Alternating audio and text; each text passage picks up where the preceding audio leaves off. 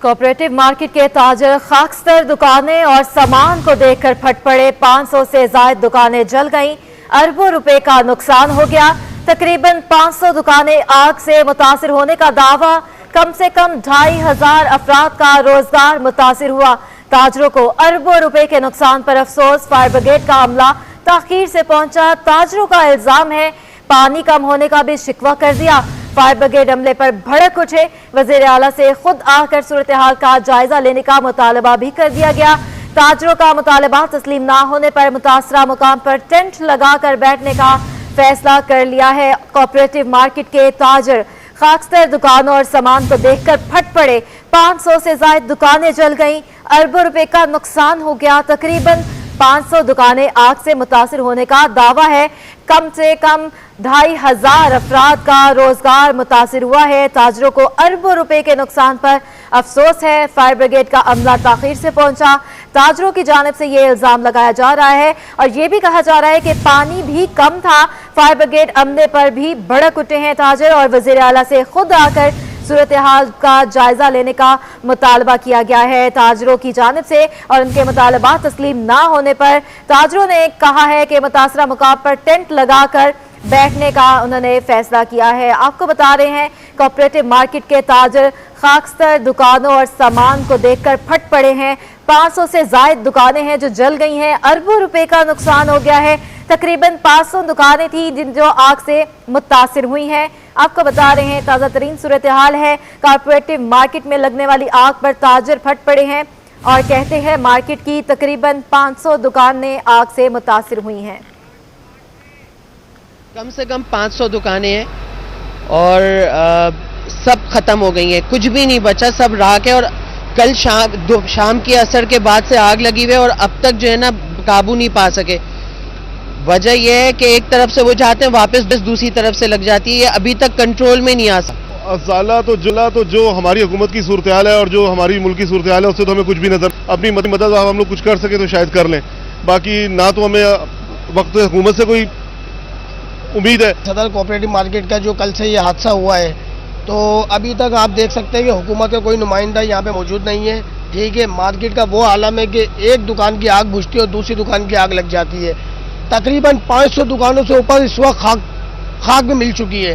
तो हम अब ये करेंगे, हम यहाँ पे अपना टेंट लगाएंगे, इस रोड को यहाँ से यहाँ तक हम ब्लॉक करेंगे और अपनी मार्केट के सदर के साथ, अपनी मार्केट की पूरी इंतजामिया के साथ हम यहाँ पे जब तक नहीं भी उठेंगे कि जब तक हमारे मुतालबात नहीं पूरे हो जाते। सर हमारे यही मुतालबात होंगे जो हमारा नुकसान हुआ है उसका अजाला किया जाए।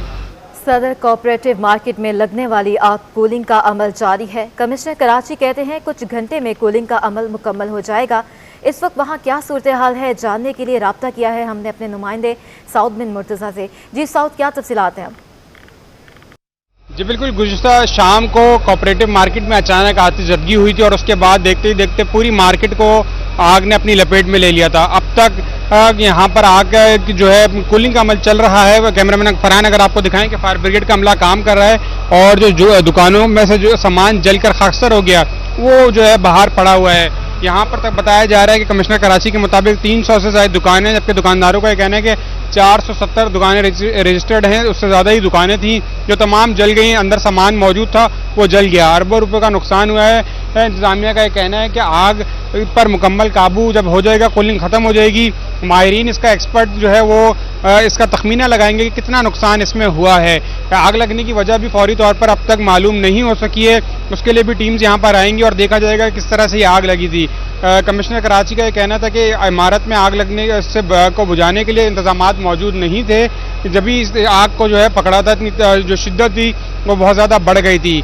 दुकानदारों का ये इल्ज़ाम है कि फायर ब्रिगेड ताख़ीर से पहुंची थी और पानी का कमी का सामना था, उसकी भी उन्होंने तरदीद की है कि टीम्स यहाँ पर पहुंच गई थी, लेकिन आग क्योंकि कपड़ा की मार्केट है और तेज़ी से फैली है तो उसमें ज़्यादा नुकसान हुआ है। ये कैमरामैन अगर आपको दिखाएं कि यहाँ पर दुकानदार मौजूद है और उनका जो सामान है वो अब कोशिश कर रहे हैं कि जो शोले अंदर भड़क रहे हैं थोड़े बहुत वो मुकम्मल तौर पर ख़त्म हो, तो जो जला हुआ सामान है वो निकालें और अपनी दुकानों की असल हालत है वो देख सकें। पहली मंजिल और ग्राउंड फ्लोर दोनों पे ही आग लगी थी और उसके बाद जो दुकानें थी तमाम ही जलकर ख़त्म हो गई, जो सामान था वो मुकम्मल तौर पर इनमें जल चुका है। जी बहुत शुक्रिया। साउद बिन मुर्तज़ा हमें अपडेट कर रहे थे। आपको बताएं कि खसरा और रुबेला से बचाव मुहिम का NGV स्कूल में आगाज कर दिया गया है। वज़ीर आला सिंध मुराद अली शाह ने इस मुहिम का इफ्तिताह कर दिया। मुहिम में सूबे भर में 1 करोड़ 90 लाख बच्चों को हिफाजती टीके लगाए जाएंगे। मज़ीद तफसीलात जानते हैं अपने नुमाइंदे एहसन चौंडियों से। जी एहसन, बताइएगा। बिल्कुल, देखिए सिंध भर में खसरा और रुबेला की वैक्सीनेशन हिफाजती टीके लगाने की मुहिम का जो है वो आगाज़ हो चुका है। आज जो है 15 नवंबर से आगाज़ होना था।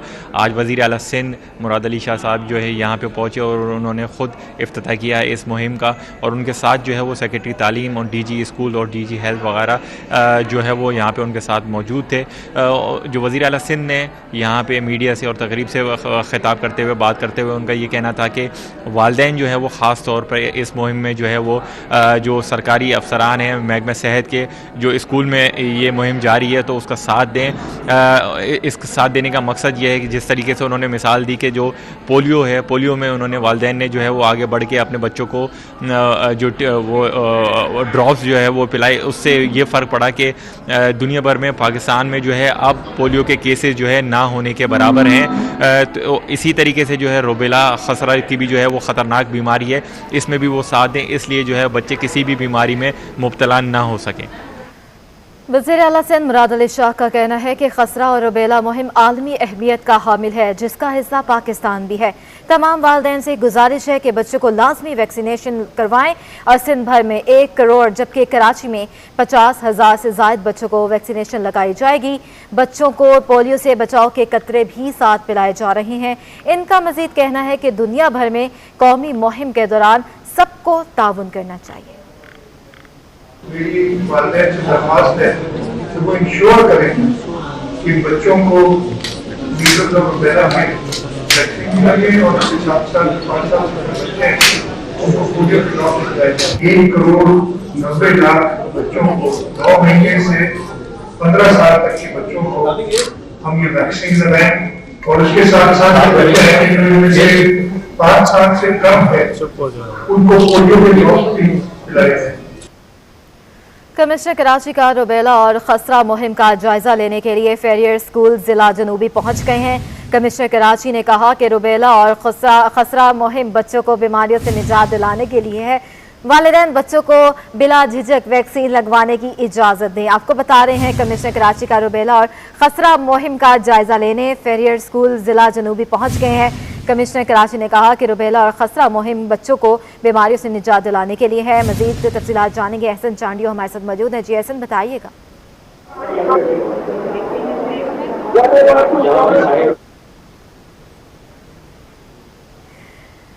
एहसन से भी बात करने की कोशिश करेंगे। आपको बता रहे हैं कि कमिश्नर कराची का रुबेला और खसरा मुहिम का जायजा लेने के लिए फेरियर स्कूल जिला जनूबी पहुंच गए हैं और कमिश्नर कराची ने कहा कि रुबेला और खसरा मुहिम बच्चों की बीमारियों से निजात दिलाने के लिए ही है। मजीद जानेंगे। एहसन चांडियो एक बार फिर से हमारे साथ मौजूद हैं। एहसन, बताइएगा इस हवाले से।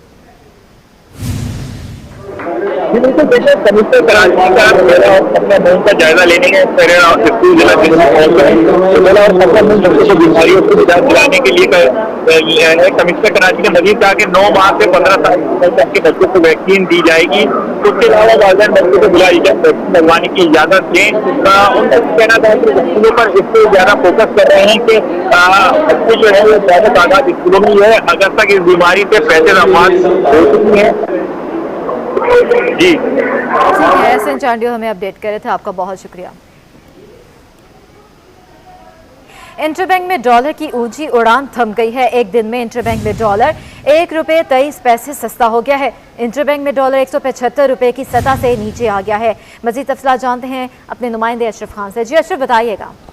जी, आज कारोबार के दौरान देखा गया है कि रुपया तगड़ा और डॉलर कमजोर हुआ है। इंटरबैंक में डॉलर 1 रुपये 23 पैसे सस्ता हो गया और इस वक्त इंटरबैंक में डॉलर 175 रुपये से नीचे ट्रेड कर रहा है और डॉलर 174 रुपये 50 पैसे की सतह पर आ गया है।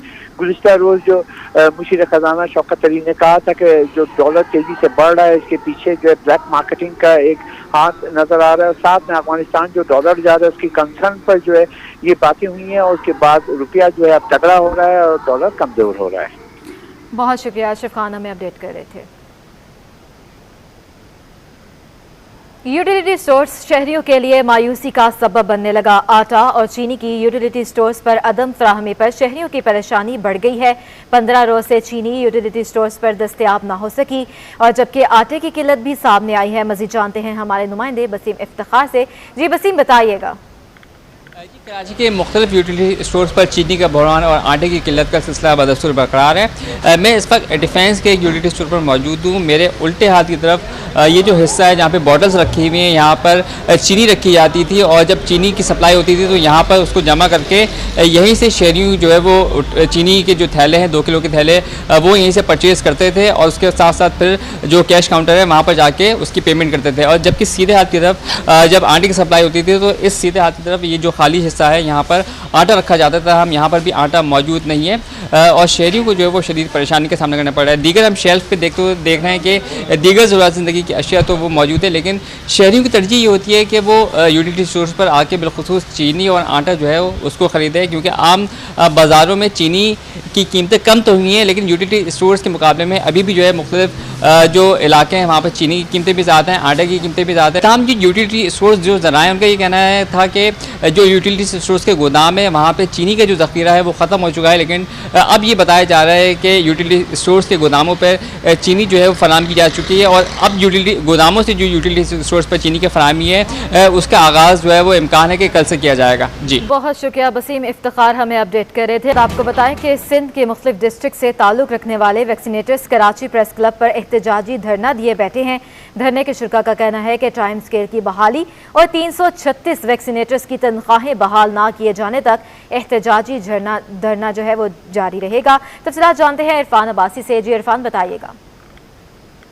बिल्कुल, यहाँ कराची प्रेस क्लब के ऊपर सिंध के मुख्तलिफ अजला से ताल्लुक़ रखने वाले वैक्सीनेटर्स सरापा एहतजाज हैं। गुज़िश्ता कई रोज़ से यहाँ पर एहतजाजी धरना देकर के बैठे हुए। इनके जो मुतालबात हैं वो ये हैं कि फौरी तौर पर सर्विस स्ट्रक्चर बहाल किया जाए और 336 जो मुलाजमिन थे जिनकी तनख्वाहें वैक्सीनेटर्स की रोकी गई हैं वो फौरी तौर पर बहाल की जाए। बसूरत दीगर इनकी जानिब से ये जो एहतजाजी धरना इसी तरीके से जारी रहेगा। इसके अलावा आज से पूरी बहुत बड़ी कैंपेन शुरू हो चुकी है मिज़ल्स के हवाले से, मिज़ल्स रूबेला के हवाले से, जिसके ऊपर पूरी दुनिया की नज़रें हैं और पूरी दुनिया के अंदर जो है वो ये है कि सिंध के अंदर जो ये कैंपेन है इसको बेहतर से बेहतर किया जाए, ज़्यादा से ज़्यादा इसको कामयाब बनाया जाए। लेकिन ये जो वैक्सीनेटर्स हैं ये इस कैंपेन की रीढ़ की हड्डी की हैसियत रखते हैं। बुशरा आराई मेरे साथ मौजूद है, इनसे बात करेंगे।